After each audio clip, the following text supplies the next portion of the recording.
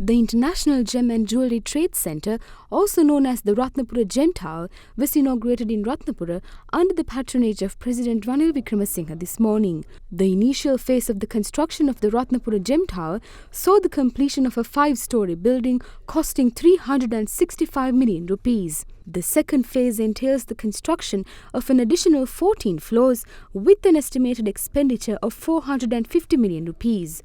The newly inaugurated International Gem Trade Centre comprises 27 business premises with 17 allocated to local entrepreneurs and 10 designated for their foreign counterparts. Financing for this venture is sourced from the National Gems and Jewellery Authority with the aim of establishing an international hub facilitating seamless transactions between sellers and buyers. We are currently systematically reaching the measures of a successful economy at a pace which was not expected by the international community, thanks to present President Ranil Wickremesinghe.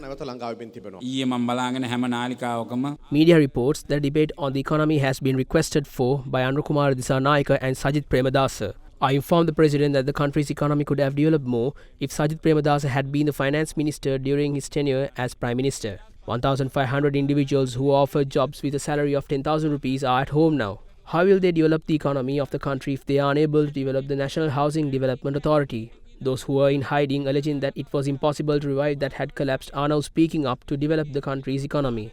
They should have accepted the challenge of the country in 2022 and debated this then. Only now are they attempting to brandish these debates. I carried the burden for 2 years amid hardships. I had to make hard decisions during those times. However, we are able to move forward with trust when evaluating the results. It was not me who made the change. It was the people who endured hardships. It was their lives that were plunged into difficulty. The rupee exchange rate against the dollar was at 361 rupees and 8 cents in July 2022. Today, it is at 300 rupees and 4 cents. We aim to drive it down to 280 rupees. We are yet to conclude the debt restructuring process. We have concluded discussions on domestic debt. We are still to arrive at agreements with the nations who extended loans. China entered a separate agreement through the Exim Bank. All other creditors are slated to arrive at agreements as a singular official creditor committee. However, we must be careful to maintain the position regardless of debates that transpire. If conditions are violated, these nations will request that all debts be immediately settled. This Sinhala and Tamil New Year, people will come into money either by way of good harvest, increased salaries or Aswasuma program. We have also generated revenue of unexpected levels through the tourism industry. Inflow of revenue through foreign employment will also see an increase. There was no electricity back then. 3 wheels had to be pushed along the road due to fuel shortages.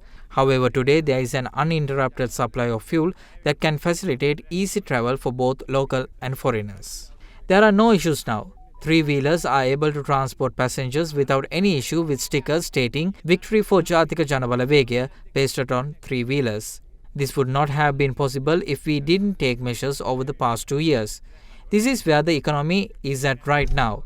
We must protect it and move forward. We are still a top bridge and it is up to us to decide if we fall or not.